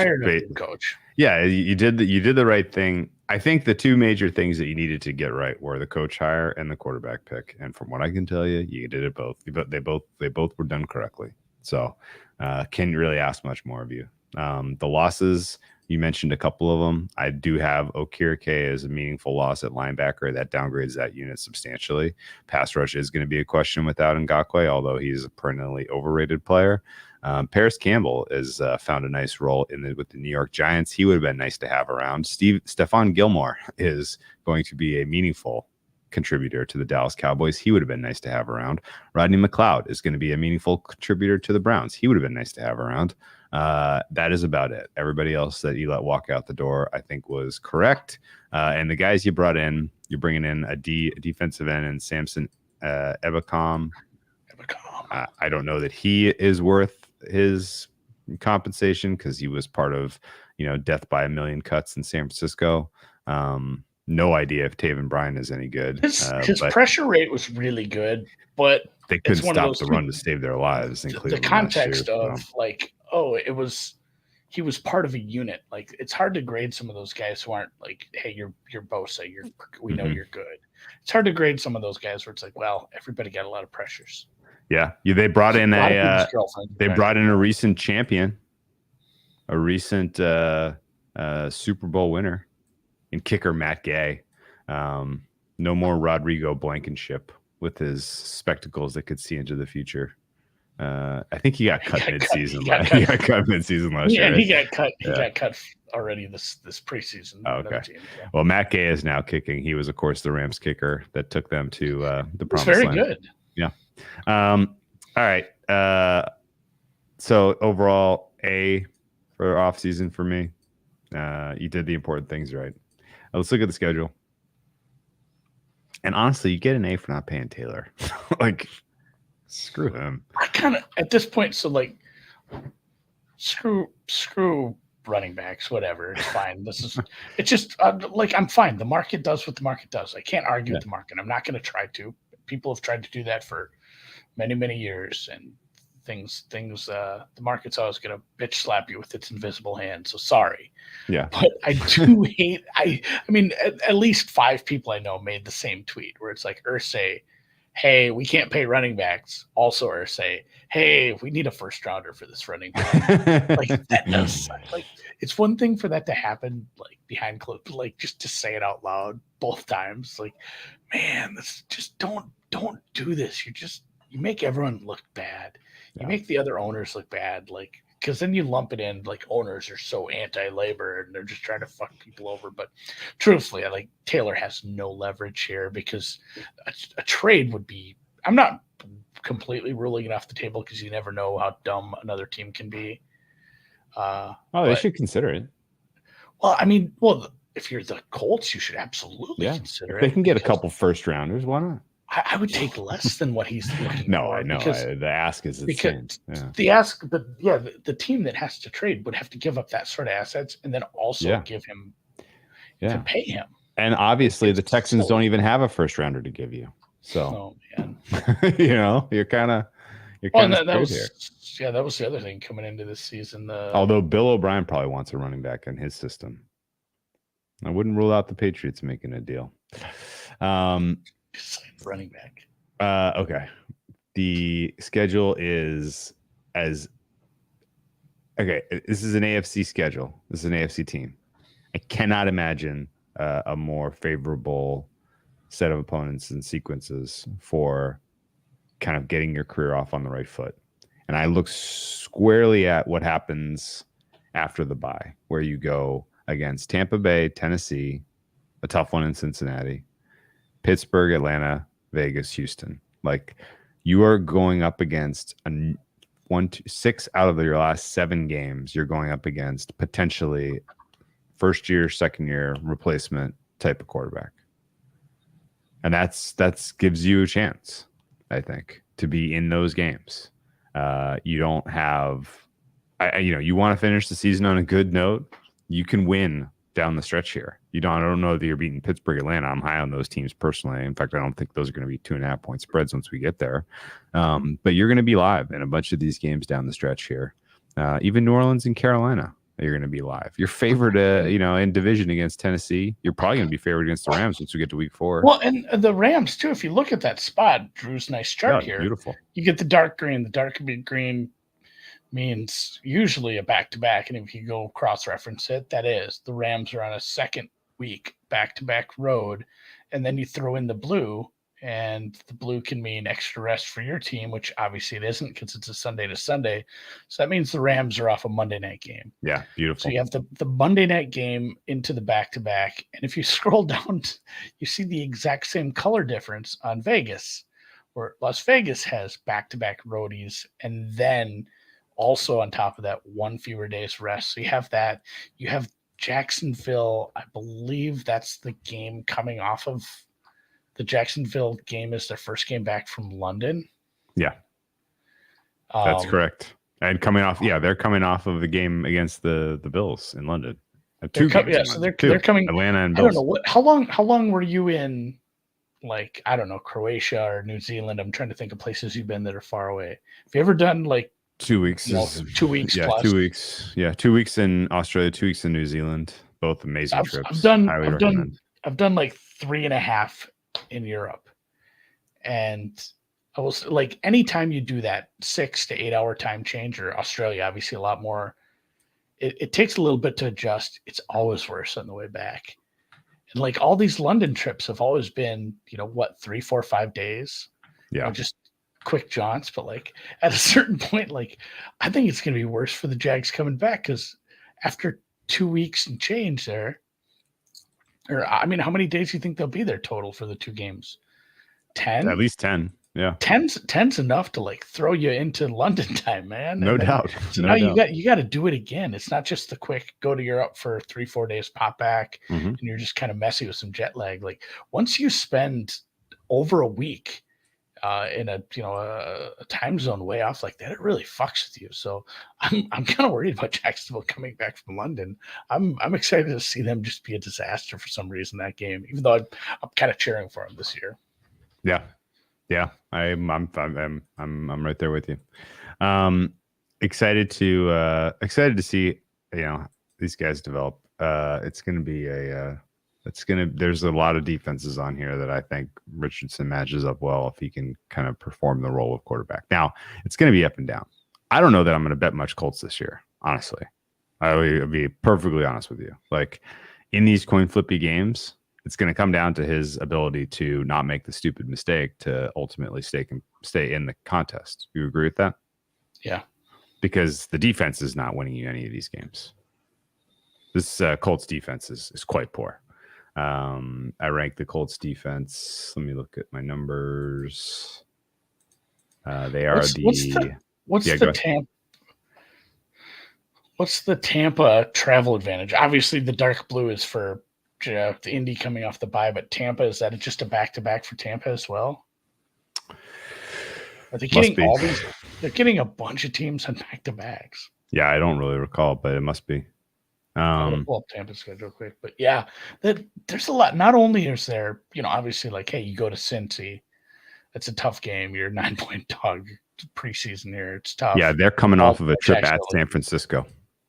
Okay, so Tampa has a West Coast trip followed by heading up on a second road game. So that's not great. It's a nice way to come back if you're bye.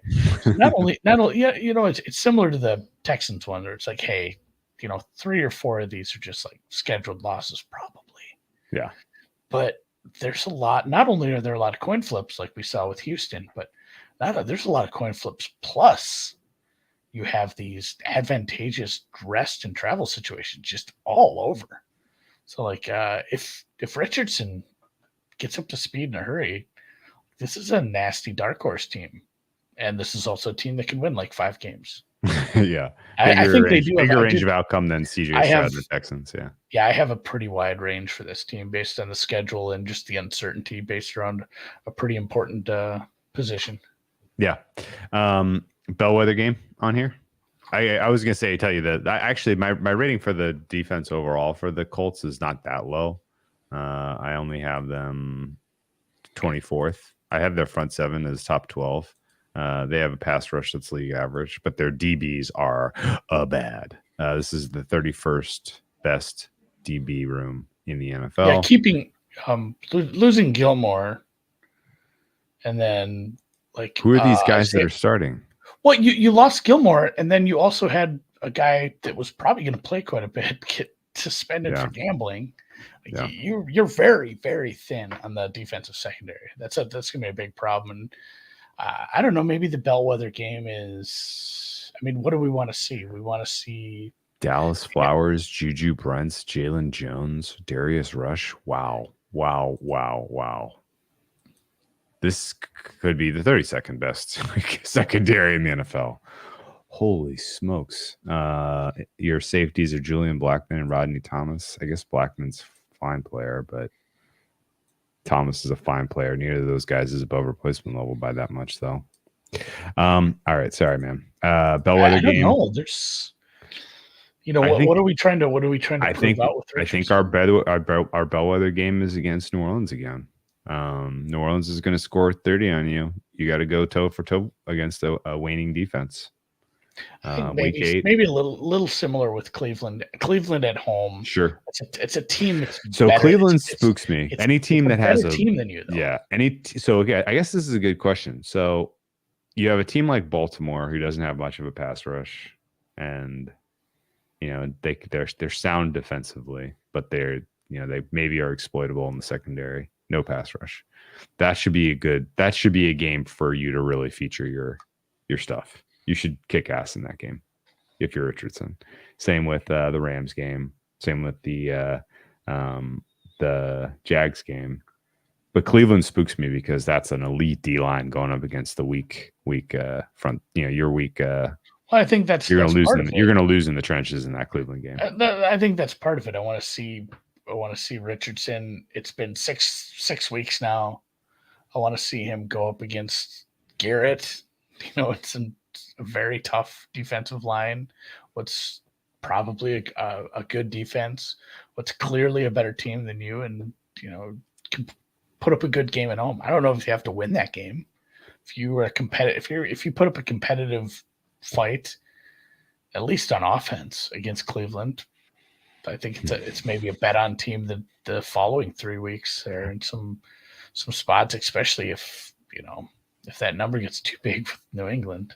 Dude, that New England is going to be tough not to lay the points. Bill Belichick coordinating against Richardson spells trubba, and that's an international. What if that gets to like 7 though? That's probably where I would stop. That's the thing too. Like if it gets up close to a touchdown and it's not a true road game, yeah, I don't know what to do with that. I don't want to bet that game. Jesus. That's a good question, Charles. That's in Frankfurt. Yeah, that's in Frankfurt. Yeah, lots probably, but I think you mean rookie quarterbacks. Trevor Lawrence must have for the Jags. Trevor started every game his rookie year. I don't think he did very well. Yeah, it's happened a couple times. They lost a lot of games. Oh no, didn't they go win that? Didn't they go win their international game with what's his face, Urban Meyer? Maybe they might have. I don't know, man. It was against the Dolphins. They won. That was their first win, and it was in Tottenham. It was in Tottenham. As a rookie, Trevor Lawrence won 23-20 against the Dolphins. And they should have left him on the tarmac, Andy, but they did not. They brought him back to the United States before then firing him. Because the Raiders were out all night. All right, let's take a look at these betting odds. Okay. 100 to 1 win the Super Bowl. I'm not sure if you combine this roster with Houston and gave me 100 to 1, I would take it. I don't think I would. There's just too many holes, especially like you said, that defensive secondary. It's going to be very hard for this team to like hold leads. It is. They are going to get passed on. AFC 65 to 1 is a hot no thank you. AFC South, I don't know, man. If you want to try to make a swing on a high upside, AFC South isn't the worst call. As you say, what is the bet? If you say like, hey, Richardson, you're basically saying Richardson gets you to 9 wins and Trevor Lawrence gets hurt. Yeah, I think I'd be more comfortable with Richardson gets me to 9 wins, and that puts me in a conversation for a tiebreaker into a wild card, and I take it at plus 350 to make the playoffs. AR to win Offensive Rookie of the Year. That number is a little low for me, Patrick. I'm with you on that. Yeah, but you got to watch that market though, man, because there's going to be a buy. There's going to be a buy point. Oh, for sure. I don't have a lot of. I have some Defensive Rookie of the Year exposure. I don't have much Offensive Rookie of the Year exposure because it's just too tight at the top. But it's going to be a case where I think I have 5 bets by the time the end of the year comes. Who's your Defensive Rookie there, Will Anderson? I took some Van Ness. Ooh, that's interesting. The yes, no make playoffs. I don't think yes is a good enough price of plus 350. I don't know that Shane Steichen can do enough to get a win, although he does fall right into the mold of what Brian Daboll stole this award last year. So I'm not dismissing it, but I'm not. Well, that's the thing at plus 350. Excited to play it. I would just find an over 8.5. There you go. Yeah. 2 and change. That's fair. Because it's so crowded in the top 7 of the AFC. And honestly, I like the AFC South better than make the playoffs. Yes, because wild card, you're going to need 9. You're going to need more than 9 wins. You're going to need 9 puts you, like I said, 9 puts you in the tiebreaker. 10, 11. Yeah. What did Miami get in as the 7th seed last year? They had 9. They were 9-8 last year. I forgot they were only 9-8 last year. Wow. But I mean, there was like 3 other teams. I think Baltimore and the Chargers got in with 10 in the AFC last year. So the AFC beats each other up a little bit. So maybe you don't actually need to get that many wins to get in. But I still would rather have some other type of upside than yes at plus 350. Win total 6.5. Yeah, Steichen. I just pulled up Bet Online. Steichen 22 to 1 Coach of the Year. It's not crazy. My median win percentage for the Colts is 6. My mean, 6.5. That I think speaks to a little hair of a tail to the over. Which means alt over, if anything. Alt over, like 8. If you believe him, I think find an 8.5. See what you think. Ladder at 6, 7, 8, 6.5, 7.5, 8.5. Yeah, Will McDonald. I got some CLV. I got it at 14. It's down to 12. Who knows? You probably find a 15 somewhere. Who knows? But, I just liked how much usage he's going to get. Cool. All right, let's keep cruising and talk about range of outcomes here. We've already kind of done that, I guess.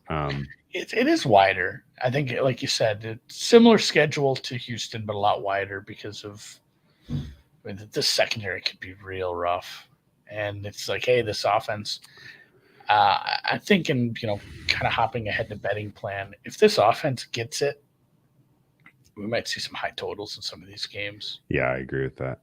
Because it could be like, oh, this team's really good offensively, and oh, it's tied. Like, oh man, they marched down, got another oh, it's tied. Here's the $1 million question about the range of outcomes, Andy, and we haven't really broached this. Is this a team that tanks for Marvin Harrison Jr.? Do they want Harrison with a Colt on his helmet, with a Colt horseshoe on his helmet for the legacy, for the development of your young quarterback? Does that move the needle for you going forward with the Colts if Anthony Richardson shows you anything this year? Is there a long-term outcome for the Colts that actually is supported by not winning this year? Yeah, I mean, always. I mean, if you could just like go into the season, not play it, sim it, and be like, here's what I want my record to be. I'd want it to be 0-17 because this team doesn't have the upside to beat the best teams in the AFC. So like, hey, good job. You made it to the playoffs. Now you're drafting 18th. Yeah. Get Anthony Richardson's playoff stinker out of the way next year. Don't worry about it this year. The only benefit you get is like, hey, he has a little bit of experience in maybe you have a game you need to win in week 18 to make it in. And maybe you have a good playoff game on the road. Like you get some experience for the kid, but like, well, I mean, best case scenario is always like drafting high when you're not an actual contender. That said, there's so many holes still on this team. I think there's something to be said for winning a middling amount of games and spending the whole season getting him a shitload of experience, figuring out an NFL level offense, learning to read an NFL level defense. Like, I think and the side effect of that is winning some games. And I think I'm willing to draft in the middle of the first round if I can get him all that experience instead of like, we're tanking, because I do think truly tanking is playing some Minshew. Okay. I want to see him start every snap. Okay, so no, Minshew's he's just a safer, less volatile asset. I don't know. I really don't want to see him take any snaps this year. So I am a little out there on this, but Jim Irsay sits everybody down in a room and he's like, he's obviously got an affinity for the 2010 Colts. What was the year that they won the Super Bowl? 2010? Oh, God, it was like 2008? 2008. He's pretty clearly got an affinity for that 2018. If he sits everybody down in a room and he's like, guys, 2007. If winning happened in 2008. Winning doesn't matter this year. Just get me Marvin Harrison Jr. or else you're all fired and we're bringing in Jeff Saturday. No, I think realistically there's probably this team is more well served in the long term if they don't succeed this year, other than getting a year one out of the way for Anthony Richardson, much in the way that the Jags were actually perfectly well suited going 3-13 and having the first overall pick the following year after they drafted Trevor Lawrence. You know who doesn't even remember how bad the Jags sucked for 2 years in a row that they had the number one pick back-to-back years? Jags fans who got to see them come back and win a playoff game last year. Yeah. Jags fans who are excited about this year's team challenging for an AFC South again, maybe even something more special. If you can turn this thing around,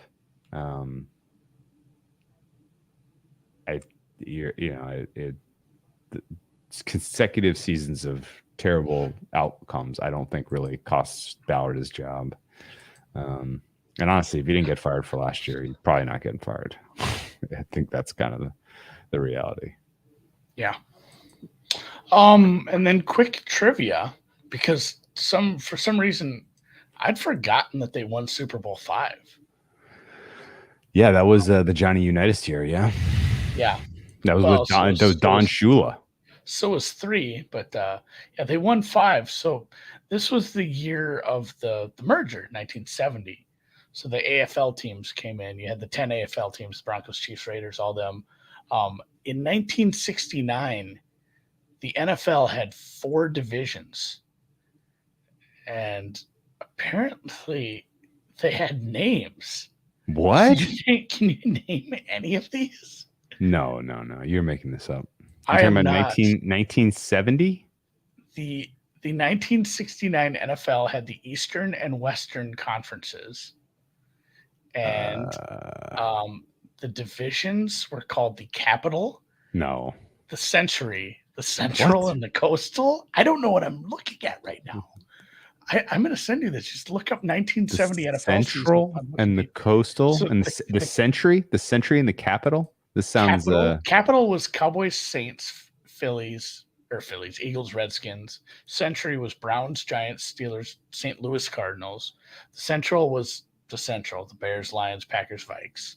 And the Coastal was the Rams, Niners, Falcons, Colts. Okay, wait a second. So not only were Rams, Niners, Falcons, Colts. So that was Baltimore, Atlanta, San Francisco, and LA. Yeah.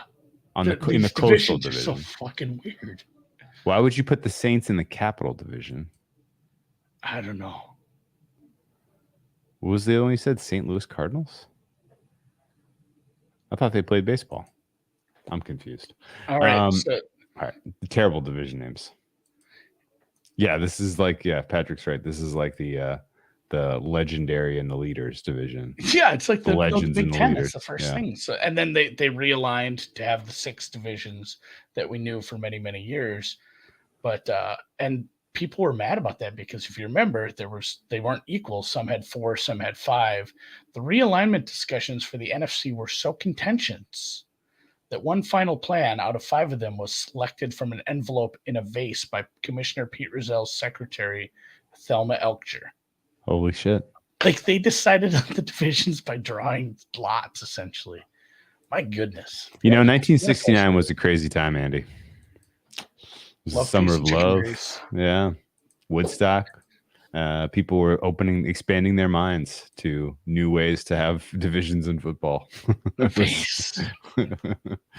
Yeah. I feel like this Wikipedia page deserves its own podcast. New podcast series. Andy just gets his mind blown by old NFL Wikipedia pages. I would listen. All right. I'd listen to that. I will. I'll bid you guys adieu unless you have anything else on the betting plan. Like I said, this could be an overs team if this offense clicks. If Jonathan Taylor, realizes I'm not getting traded, man. Yeah, I think this is an over team. I think this is pretty clearly an over team. And if the offense doesn't get it, it's a team total over team for the other team.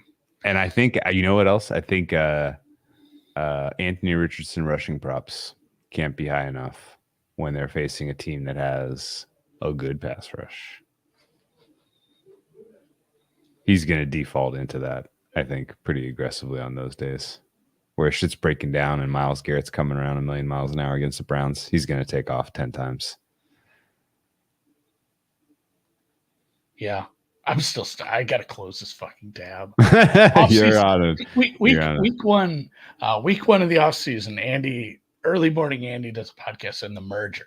The merger apparently was way wilder than I remember because I was not alive. This is in Pete Rozell's day? Pete Rozell. He was the shepherd of the merger? Well, I think he was the NFL commissioner. Then you would have had the AFL, somebody or other. You'll wait and find out as I narrate my way through the merger. Okay, very cool. Yeah, the travel spots were weird, especially back then. You're probably taking a goddamn Greyhound. All right, guys. That is the Colts. We'll be back tomorrow night. We'll do 2 of these in a row. We're going to do the Jags and Titans, starting with the Titans. Pretty interesting ones. We have the quarterback situation that might be, and are we as rosy as some of you guys are on the Jaguars this year? I'm hopeful, but there's definitely some nits to be picked. There's definitely some avocados to devil, and certain ways to look at them and say, should they really be this big of favorites for a bit of an unproven team? Great producer Dan Meme in the Deep Dive Discord. Have to pop in there. That's great. It's good. It's good. Magnets, how do they work? Insane Clown Posse. The best.